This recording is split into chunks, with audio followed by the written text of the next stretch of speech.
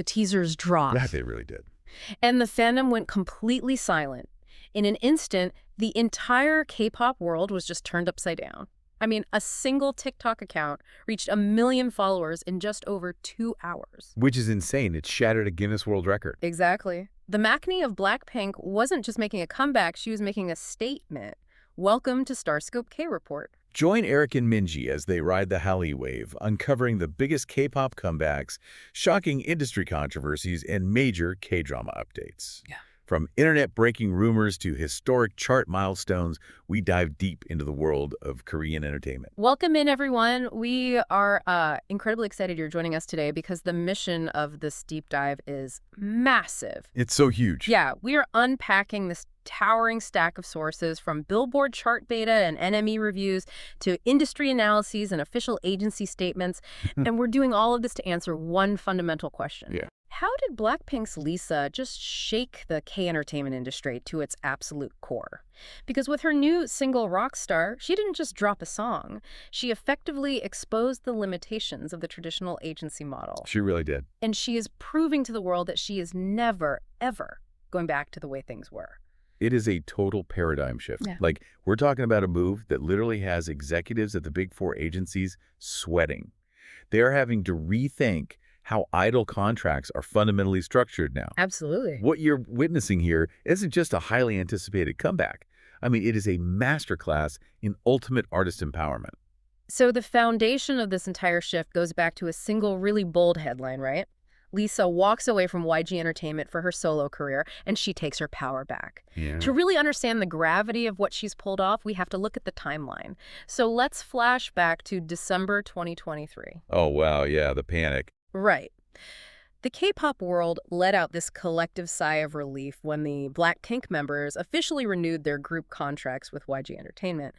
But that relief didn't last very long. No, it didn't at all. Because they shocked the industry by specifically choosing not to renew their individual solo contracts. The timeline was in absolute shambles the moment the news dropped. Yeah. I mean, if you were anywhere near Stan Twitter or the Korean community forums last December, the collective gasp of the fandom was deafening. I remember it. K-nets were buzzing nonstop. We were all asking the exact same terrified question: what on earth is Lisa going to do without the massive YG machine behind her? Right, because YG is huge. Exactly. YG gave us Lalisa. They gave us money. Could a solo idol, even one as massive as Lisa, survive, let alone thrive, outside the safety net of a Big Four company? And people really doubted it. They did. But she completely flipped the script on everyone. In February 2024, she didn't just announce she was signing with a new agency. She launched her own label, LLOUD Co. Which perfectly set up the ultimate power move just 2 months later. So in April 2024, she signed a massive partnership with RCA Records. That's a huge deal. Yeah, and this right here is the critical detail. Under this deal, Lisa will release her solo music globally via Sony Music-owned RCA, but, and this is the kicker, she will retain full ownership of all her master recordings. That is the holy grail, like full ownership of the masters. Yay. Think of it like renting a luxury apartment for years. YG gave her a gorgeous penthouse, sure, but she didn't own the building. Right, she was just a tenant. Exactly. With LLOUD and RCA, she didn't just buy a house, she built her own real estate empire.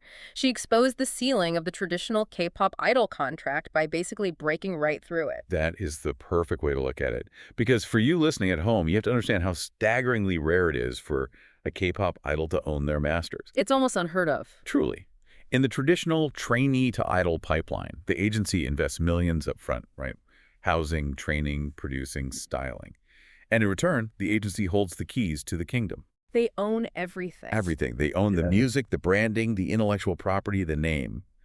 By securing her masters, this isn't just a comeback. This is an artist seizing absolute creative and financial control. Yeah, she dictates how her music is used, and she keeps the equity. It's revolutionary for a third-generation idol to do this. So she built the empire, but she still had to actually deliver the music. Yeah. And that's exactly what she did. But wait till you hear the jaw-dropping lengths she went to in order to pull off her new music video. Oh, my God. We're talking shutting down major city streets. It's wild. Hey, if you love staying updated on your favorites, make sure you're subscribed to StarScope K-Report. We got even bigger scoops ahead. So, with the ink dry on a contract that finally gave her absolute creative control, the ultimate question was, what does a fully unleashed Lisa actually sound like? Right. Well, on June 27th, depending on your time zone, Rockstar officially dropped. And sonically, it is a ferocious hip-hop track with these heavy hyperpop beats. So good. Yeah, and she co-produced it with Ryan Tedder. Plus, it features this incredibly addictive sample of Tame Impala's New Person, Same Old Mistakes. The sound is phenomenal. It has this gritty, psychedelic undertone. But honestly, as a hardcore fan, the music video is where I completely lost my mind. It's visually stunning. The visuals are so intensely cinematic. Directed by Henry Schofield, they shot this in Bangkok. And it's a direct, unapologetic homage to her native Thailand. Yeah, the location choice was huge. Right, and she didn't just film on a closed soundstage or CGI the background. She went directly to Bangkok's famous Chinatown on Yaowarat Road. For those who haven't been, it is one of the busiest, most chaotic, neon-drenched streets in the world. And the logistics of what she did there are just an astronomical flex. Oh, totally. According to the sources, Lisa paid 20,000 Thai baht, which is roughly $540 to each individual shop owner. To every single one. To every single one, just to shut down the bustling street from 2 a.m. to 5 a.m. for 3 nights. That is insane. Yeah, it might not sound like millions per person, but when you multiply that by every stall, the permits, the security to pay off a major metropolis like that is staggering. And it grounds her global superstar status in authentic, gritty, local culture. Plus, the fashion completely matched that investment. Oh, the fashion was everywhere online. WM Magazine did this amazing breakdown. She kicks it off with this Dion Lee graphic halter with distressed jeans and a star-shaped bandeau. Right. And then, of course, she flexes her Louis Vuitton ambassadorship with that lyric, "Tight dress, LV sent it." Classic Lisa. Exactly. And by the final dance break, she is wearing this silver foil corset from Dawai Studio. But the fashion is really only half the story here. Yeah, the representation was a massive talking point in the sources. It truly makes it iconic. She featured 100 local Thai backup dancers, and she specifically included 3 prominent Thai transgender influencers: Chinawat Promsri, Bruce Kachisera, and Afi. That's a huge moment for LGBTQ representation. A massive moment for Southeast Asia. She is showcasing authentic Thai street life, completely uncompromised by a traditional Korean agency's filter. Which naturally brings us to the lyrics. Specifically, one lyric that caused a tidal wave of discussion. Oh, I know exactly which one you mean. Yeah. It was like, can you teach me Japanese? I say, hi. I absolutely love unpacking this lyric. Yeah. NME wrote a brilliant analysis of this. On the surface, it just sounds like a catchy, arrogant hook, right? Right. But contextually, it is a razor-sharp, tongue-in-cheek jab at Western Anglophilic ignorance. Yeah, treating Asia as a monolith. Exactly. There's this incredibly frustrating tendency in Western media to treat all of Asia as just one racial monolith. People assume because she's a massive Asian pop star, she must be from Japan or Korea. Completely ignoring that she's Thai. Right, by sarcastically responding, "hi," which means yes. In Japanese, she's mocking that exact ignorance while flexing her own polyglot skills. It is pure rock star behavior. It is. But we cover K-pop on this show, and looking at the sources, I have to ask you, is this even K-pop anymore? Ooh, that is the big debate right now. Yeah, because there is a massive debate among experts. Circle Chart's Kim Jin-woo says she's aiming to be a T-pop, as in Thai pop star. But then George Mason University's Lee Geitag says it's still rooted in K-pop business models. Where does this fit for the listener? Honestly, I think Professor Lee is right.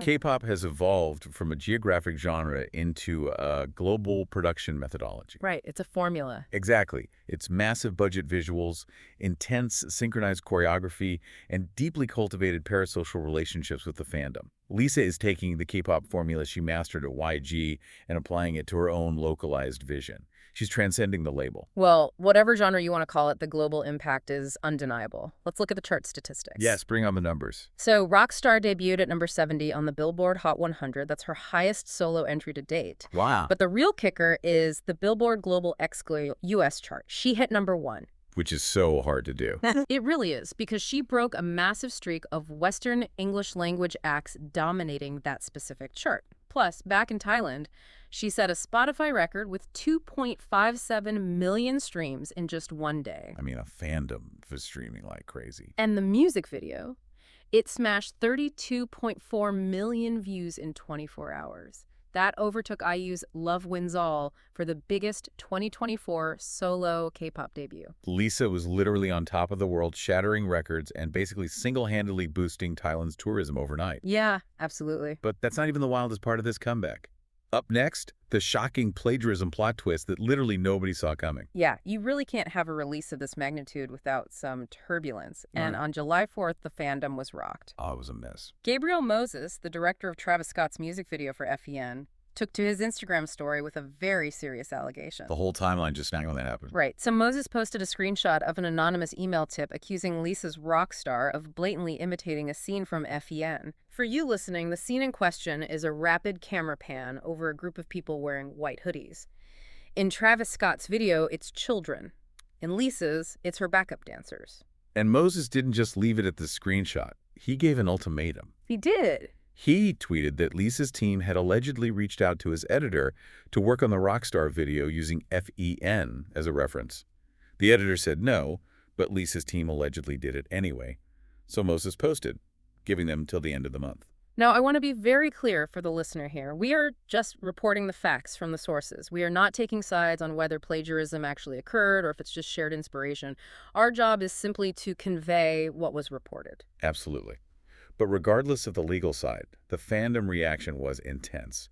K-Nets and international fans went on high alert instantly. Waiting for a statement. Exactly. Everyone was desperately waiting for LLOUD or RCA to release an official statement, which, as of the source publication, hadn't happened yet.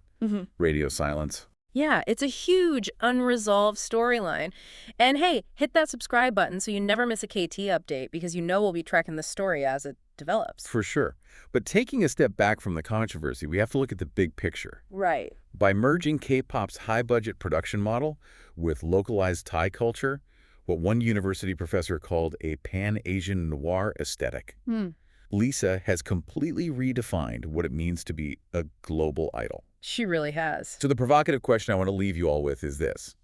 Will Lisa's massive success outside of the traditional Korean agency system inspire other third and fourth generation idols to abandon their companies? That's the million-dollar question. Right. Are we seeing the start of a new era of decentralized genre-fluid Asian pop where the artists hold the power? It's definitely something to think about. You've been listening to StarScope K-Report, where Eric and Minji bring you the stories shaping K-pop, K-dramas, and the global Hallyu wave. Thanks for tuning in, and don't forget to subscribe for more stories that keep the stars shining.